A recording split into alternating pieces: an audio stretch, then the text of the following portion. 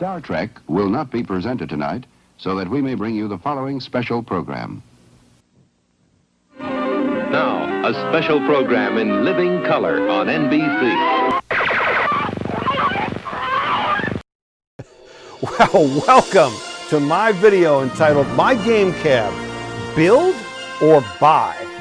And in this video, if you're thinking about acquiring one of these game cabinets here, but you're kind of on the fence, you're not sure, do you want to build it yourself or do you want to buy it from some company or individual, then this video is perfect for you because I'll be giving you my 6 reasons why you should build it yourself and not buy from any company or individual online.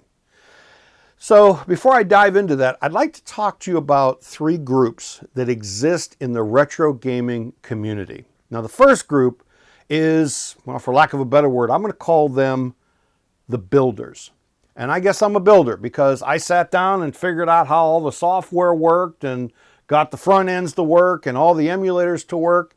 And when it comes to builders, there are literally thousands of us out there that would be willing to give you help if you needed assistance through Facebook pages and a multitude of forums out there that can answer your questions if you get stuck.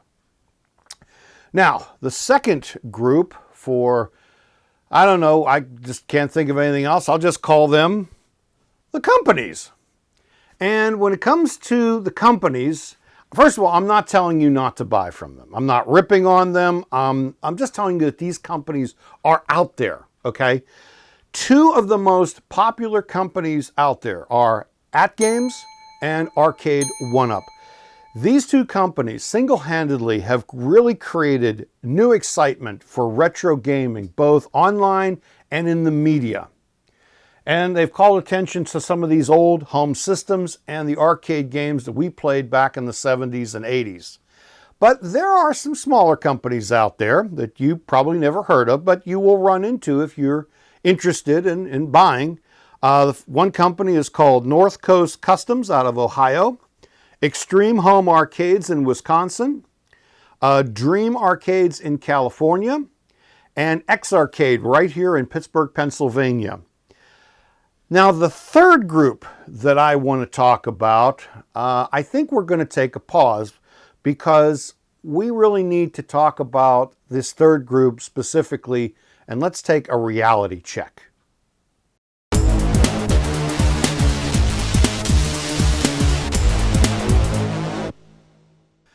Now, in our first reality check, I want to talk to you about the fact that there are 3 groups in this triad we call hobby.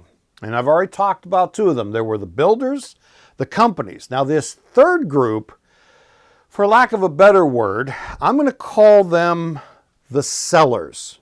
And what the sellers do is they will sell you a pre-configured or pre-set up hard drive. It has the front end, all the emulators, all the games, artwork, and it's all set up that you could be able to install right into a computer.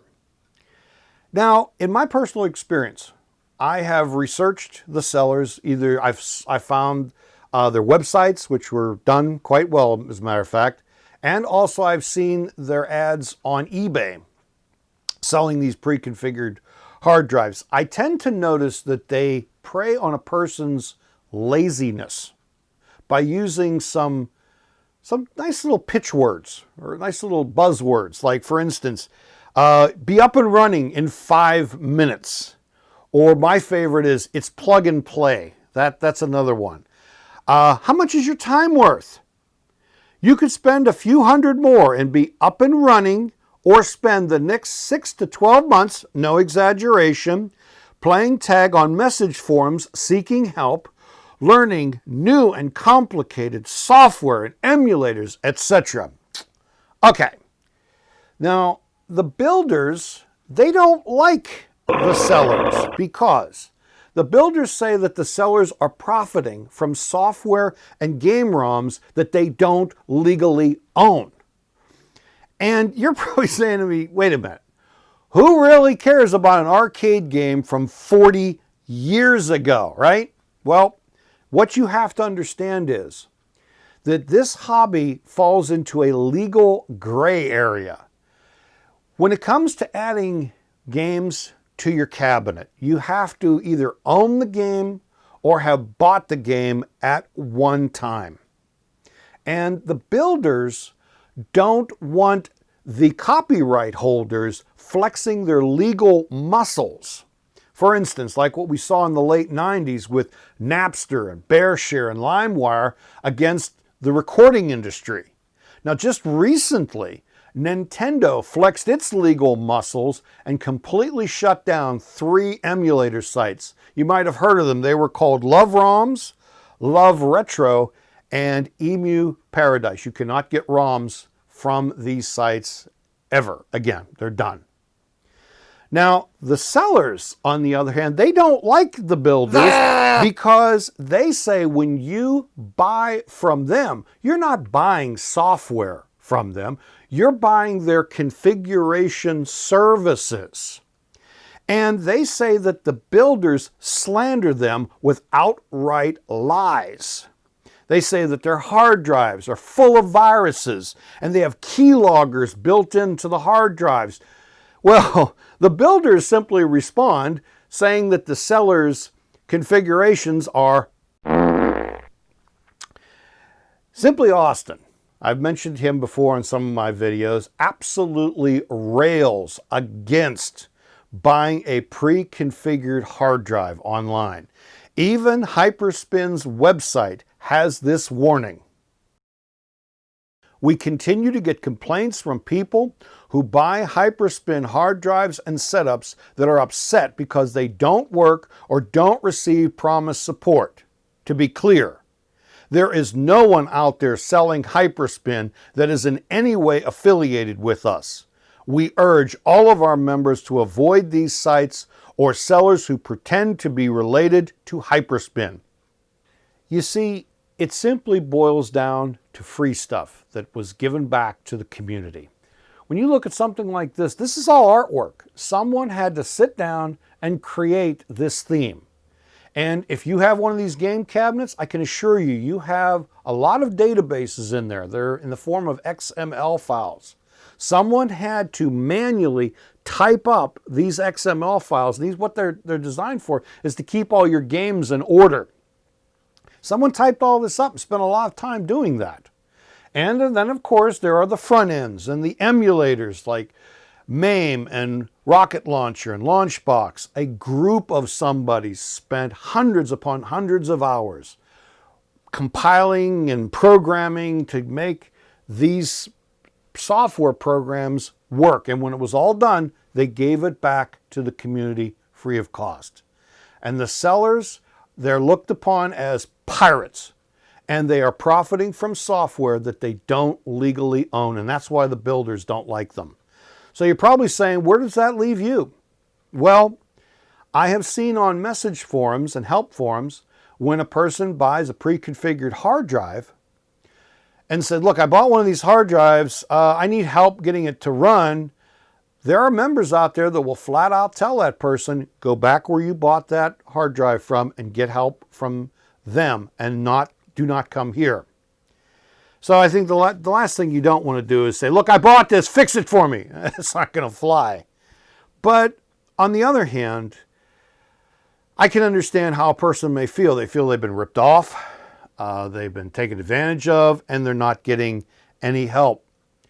Now, I've talked to a lot of people on Facebook, and they've said, look, if an individual comes to the forums and said, look, I need help, and they show a genuine interest in wanting to learn how to build one of these, those people will get the help that they deserve. And in some cases, they'll be basically told, forget about that pre-configured hard drive, just use it for like a storehouse of information if you need to get ROMs or artwork or whatever. But basically, they're encouraged to build it themselves. So I hope I've given you some insight into the reality of this hobby. I'm going to tell you a little story. I'm not going to tell you about a story that was told to me from someone who knew someone who read it online a long, long time ago on a message forum that's now defunct, that was far, far away, about someone's third cousin twice removed. What I'm going to do is I'm going to tell you my story. All right? When I decided that I was going to build this cabinet, I have a computer upstairs. I use that as my primary configuration, setup computer. I bought it from a company called Velocity Micro, and I bought it back in 2008. So you can imagine it's about 12 years old. Originally had Windows XP on it. It has an Intel quad-core Q9550 2.83 gigahertz processor with 4 gigabytes of RAM, an NVIDIA GeForce 9800 GTX with 760 megabytes of video memory. Yes, back in the day when I bought it, it was the cat's meow. It was hot.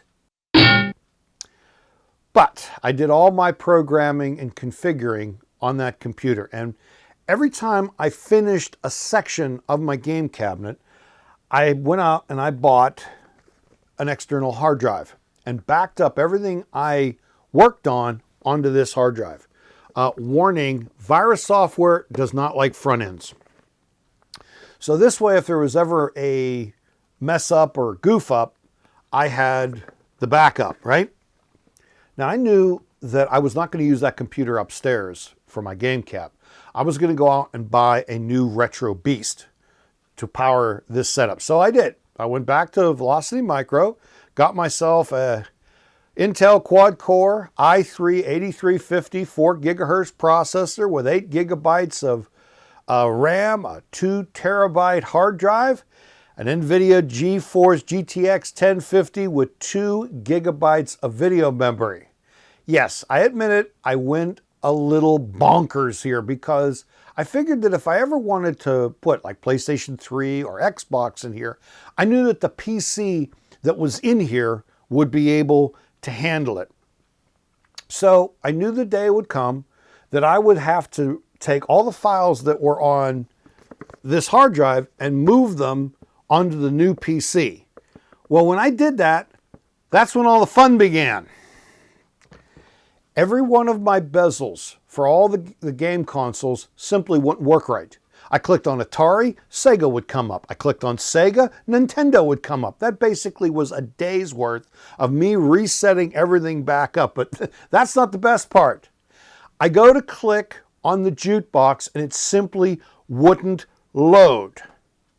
And that was a week's worth of work of me reconfiguring just so that I could get the jukebox to fire up through PC Launcher in Rocket Launcher. What did I do? Tell me. If you know, put a comment in the comments. What did I do? All I did was take the files off of one computer, stuck it onto this hard drive. I didn't encrypt anything. I didn't compress anything. And I moved the files from here onto the new PC that I bought. And I had all these problems. So, do you really think buying a pre-configured hard drive and sticking it into a computer and it's going to be working, plug and play, be up and running in 5 minutes? Personally, I don't think so. But the decision, it's up to you. Okay, finally, let's get on to those reasons that I talk so much about. I want to talk to you first about costs, okay? I watched this guy's video on YouTube. He actually did 2 videos about a game cabinet he bought from a company. In his first video, he talked about how happy he was with it. He talked about how much it cost, but he talked about the build quality and how everything was expertly done. And I have to admit, after watching the video, the cabinet was built and the artwork was designed beautifully. Even the cable management was done expertly, unlike the rat's nest that I've got in my cabinet. Well, he did a second video, and he talked about certain shortcomings about his game cabinet. It was missing artwork and some things that he had noticed. So what he did, he contacted the company. And the company contacted him back by saying, hey, by the way, we have this update. And for some more money, you'll get all the artwork you need and more games and this and so on and so forth. And this guy is peeling out more and more money. So let's talk about, say, software costs. All right? Front ends. Hyperspin, like I use. $50 donation or it's free. M Galaxy is free. The premium version is $45. Game X, $40 lifetime license. Big Box, $75 lifetime subscription. Launch Box is free.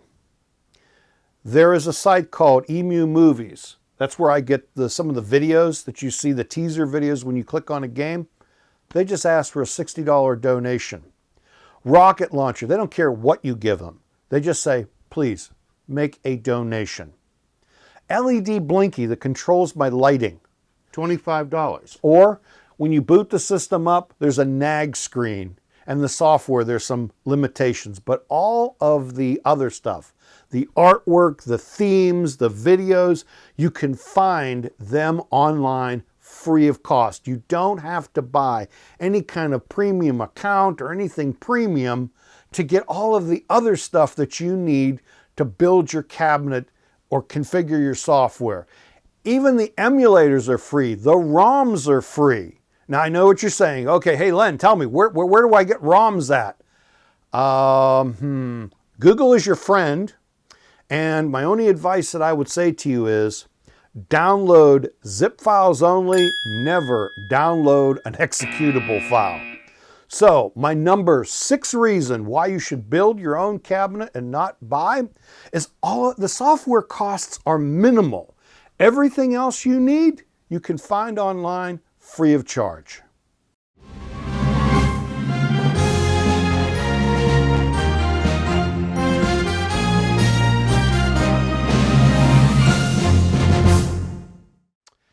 So, since we're talking about costs, what if you buy from a company and the cabinet that they want to sell you, the control board only caters to 2 players, but you want 4 players? Well, that's going to mean extra cost. Cha-ching.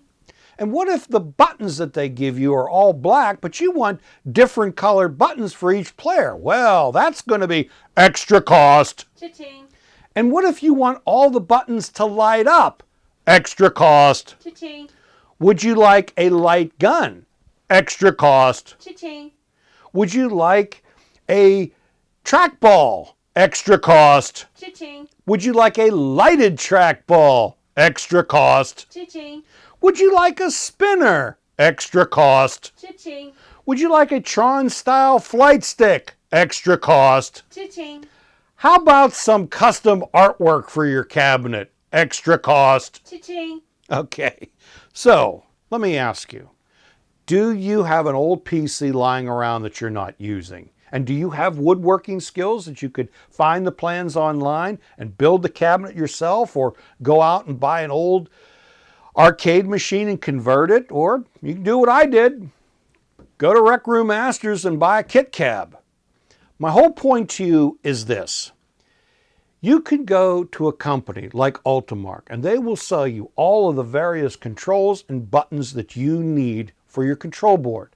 So my number 5 reason why you should build your own game cab and not go to a company or individual is, why not build it yourself and save the extra money?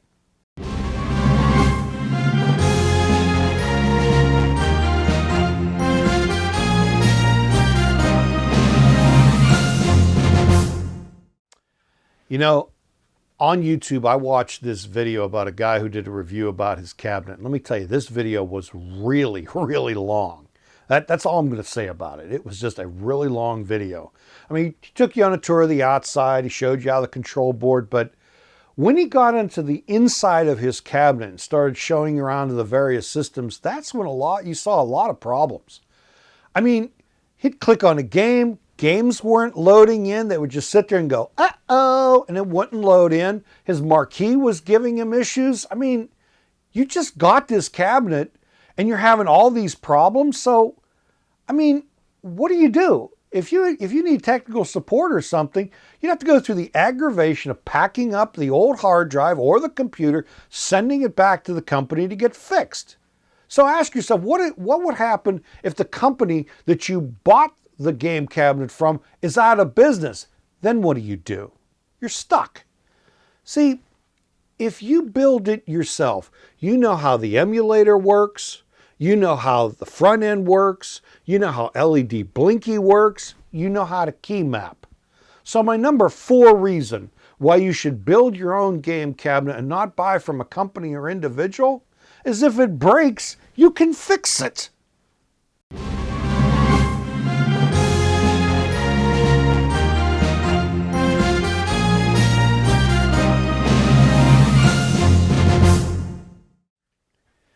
You see, when you build your own cabinet, you have a lot of things to consider. For instance, what's on your control board? And I've watched a lot of videos on YouTube, and it really surprises me that people don't include a trackball and a spinner on their control board. And to me, I think that's a waste. I mean, if you don't have these controls on here, you might as well just forget the whole thing, because how are you going to play Missile Command and Tempest without these controls? And then LED blinky, do you want your buttons to light up? Well, I'll tell you what, I agonized a long time, but in hindsight, it was the best decision I ever made, because it's absolutely crucial that you have the buttons light up. And next, what about artwork? You know, what do you want your marquee to be? What do you want that to look like? Do you want artwork on your control board or on the side art? You see, if you buy from another company, they might only offer certain kinds of artwork and you're stuck with their choices, and that's it. And then there's the brains of the outfit, the computer PC that's in here. I mean, the computer that they're going to give you, is it only going to be compatible for games that they offer? You know, games are like 20, 30 years old. What if you wanted to upgrade and add Xbox 360 or PlayStation? Is the computer that they're going to give you going to be able to handle those type of games? And then lastly, the sound system. Do you want to use the sound that comes out of the TV? Do you want to use PC speakers? Or do you want a full-blown stereo, speakers and subwoofer and all? There's a lot of things to think about. And that brings me to my number 3 reason why you should build your own game cabinet and not buy from a company or individual. And that is, you can customize and configure everything the way you want.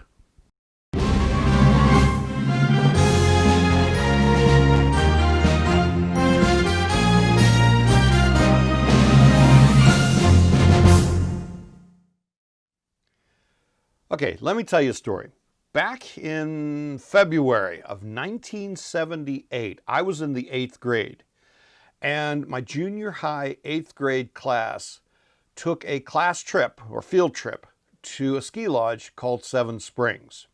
Now, before going there, they had given us like a paper of all the things you could do at Seven Springs besides skiing, because I don't ski, never have, never will. And I mean, on this paper, it mentioned they have a lot of restaurants, they had an indoor swimming pool, they have a bowling alley, and of all things, they had an arcade.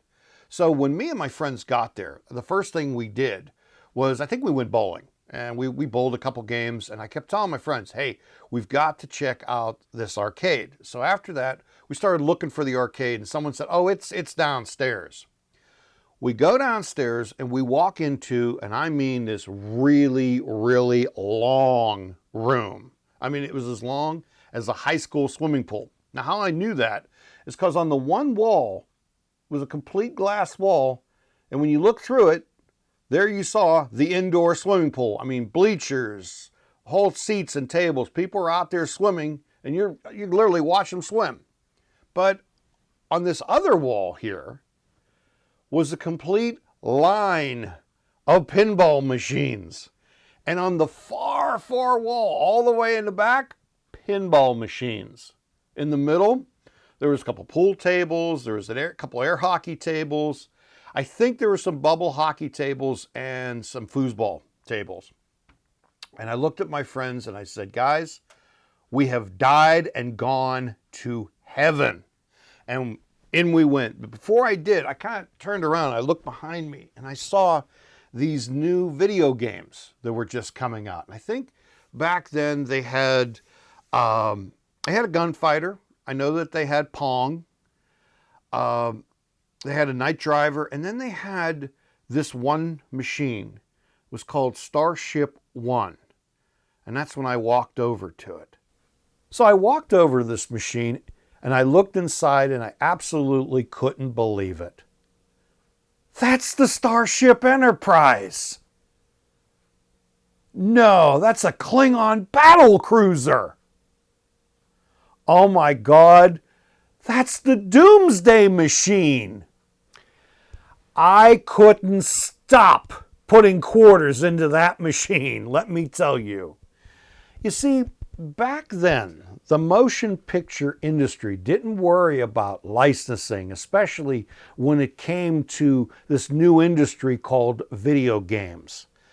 All the studios worried about when they put out a new motion picture was, after the movie was done in the theaters, who are they going to sell the broadcast rights to, whether it be ABC, NBC, or CBS?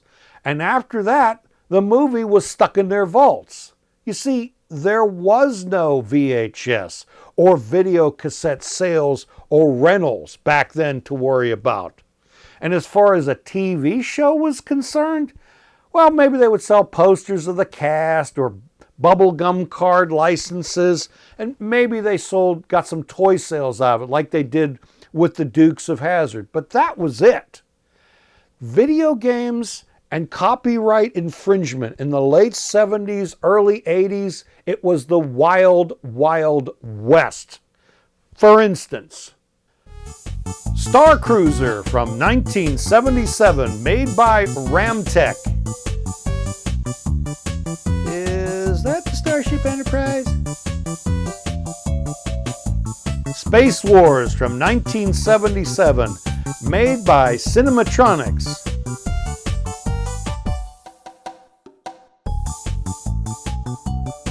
Another Starship Enterprise? Nah.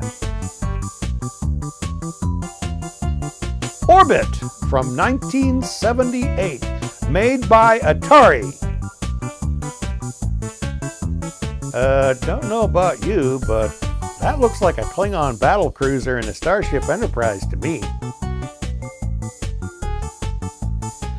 Then there is this granddaddy of all the ripoffs, Starfire from 1978, made by Exidy. Are those TIE fighters? George Lucas, call your office. And believe me, there were others. Frankly, the motion picture studios were asleep at the switch. And they didn't start clamping down on copyright infringement until like the late 90s. But could you imagine trying to do something like that today? It just simply wouldn't fly. So let me ask you this question. Do you honestly think that PlayStation or Xbox is going to re-release those games for us to play? I don't think so either. So companies will sell you game cabs with thousands of games in it, 2,000, 3,000 games. And in my opinion, that's nothing but bragging rights. I mean, who has time to play all those games? I know I don't, and I don't really want to play a bunch of Japanese games that I've never even heard of. Now, companies like Arcade 1-Up, they have limited games inside their cabinet. For instance, there's the Atari collection, which has 12 games in one cabinet, but if you want Galaga, well, that's another cabinet. If you want Pac-Man, that's another cabinet. If you want Golden Tee, that's another cabinet. If you want Street Fighter, that's another cabinet. Are you catching my drift here? You got to have a lot of room in your house to put all those cabinets in, and frankly, I don't. So in this cabinet right here, I only have 800 games, and in it has 18 home game consoles in here. I know that is not a lot, but I personally picked every game system and every game that went into this cabinet. And if I want to add more games, I just simply add them. So that brings me to my number 2 reason why you should build your own game cabinet and not buy from a company or individual, and that is you decide what systems and games go into your cabinet and not someone else.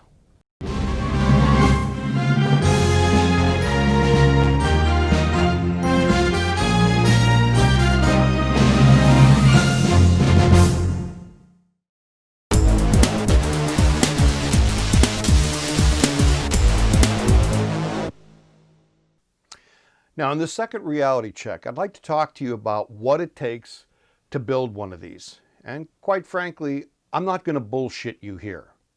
For me, it was sheer determination and my own personal stubbornness. I kept telling myself, I'm going to build one of these.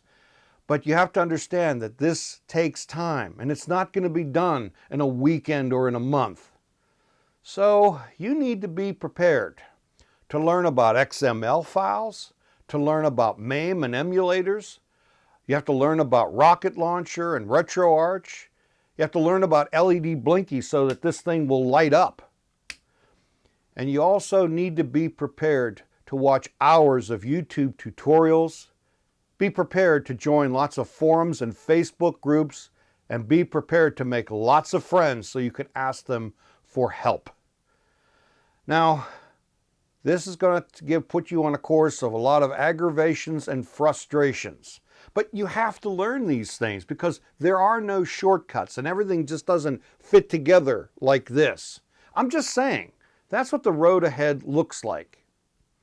Now, I don't want you to get all worked up here and because you're afraid that this is all super complicated. It's not. You're not working on a HAL 9000 here or programming on a Cray supercomputer, and you're certainly not designing artificial intelligence, okay?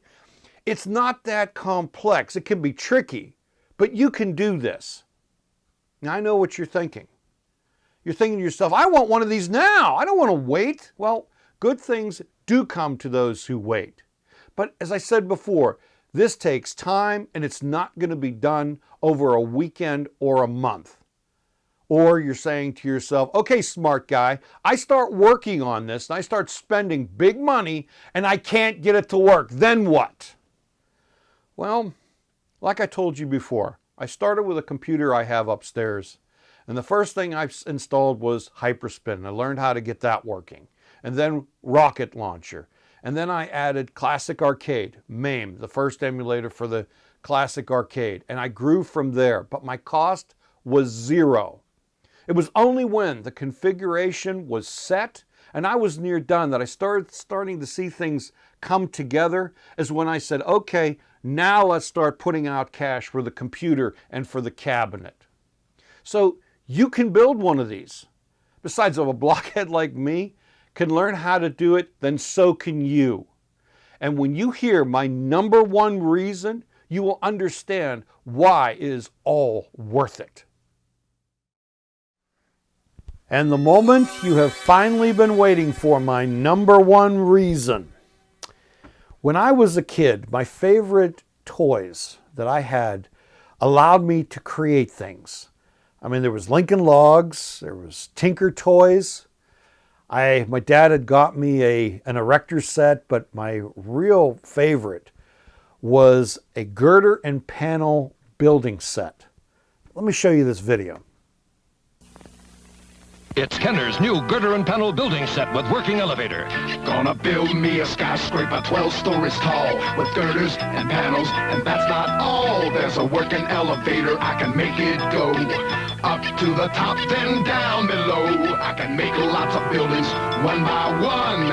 Ain't gonna stop till I get it done. Building. The girder and panel building set with working elevator. New from Kenner.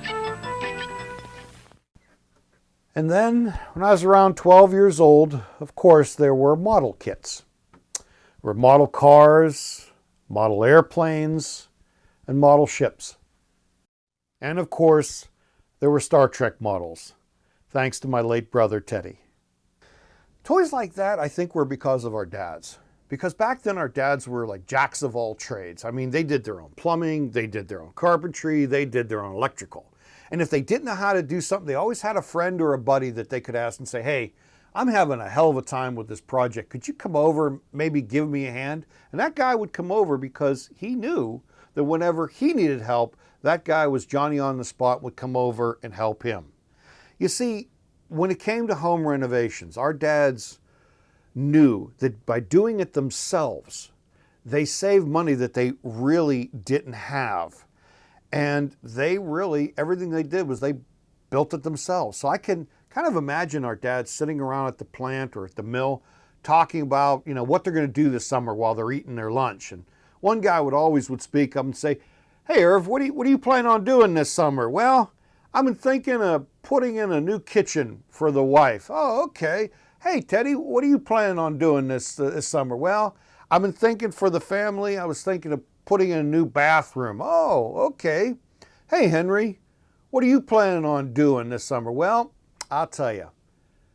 I've been thinking about this, and I was thinking of fixing up my basement and putting in a game room." And everybody started listening to what Henry had to say. It was like, ugh. "Yep, I was thinking maybe putting up some new walls, nice drop ceiling, some carpeting. I always wanted to have a nice bar, maybe one of those beer taps, have a card table, pool table, even a TV set on the wall I could watch the game." And all the guys like, "That's a great idea. You should do it." Well, I'll tell you what.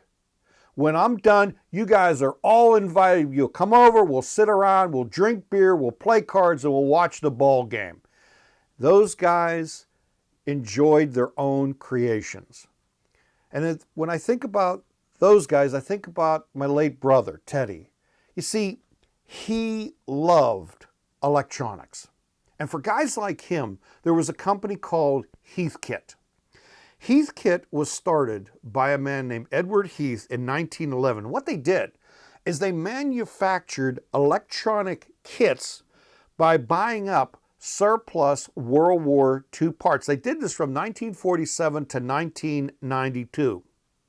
Now, in the mid-70s, people started to rediscover pinball, very much like what we're seeing with At Games and Arcade 1-Up, and people are rediscovering classic arcade games from the 70s and the 80s. Well, back then, people were discovering, got the pinball bug. So you could literally walk into a toy store like Children's Palace and buy a pinball machine, or I should say a 3/4 scale pinball machine, or you could walk into Kaufman's or Hills.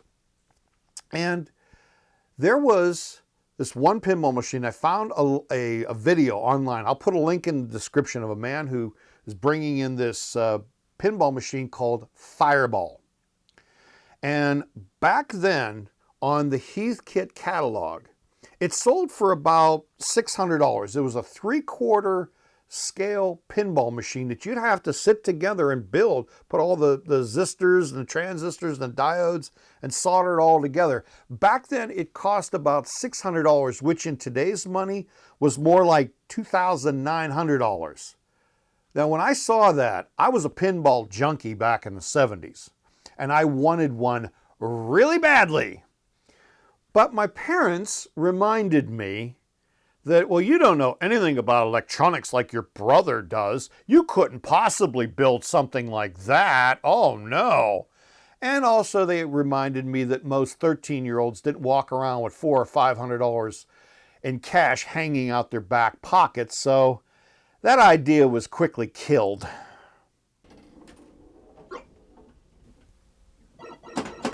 I guess I had to wait for my pinball machine to come.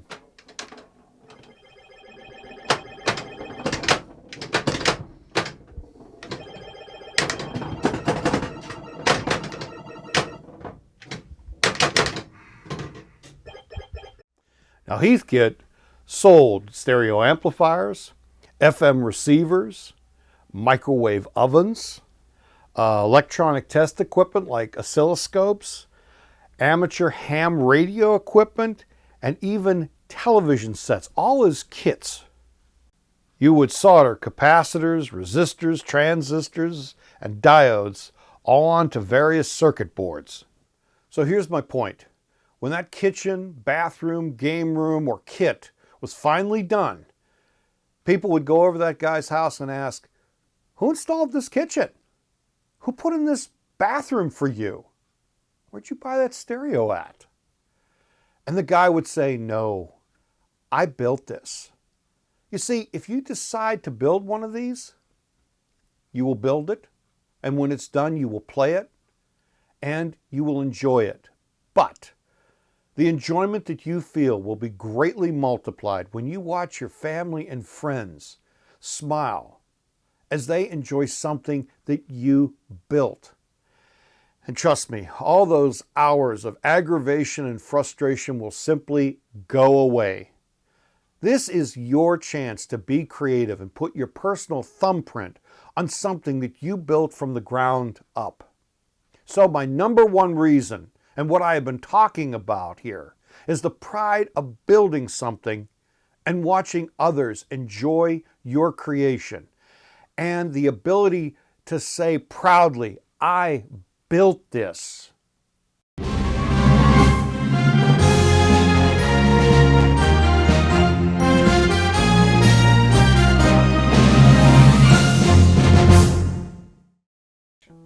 Well, it's up to you. I hope I gave you some insights and some inspirations, because it's truly worth it when you build your own game cabinet.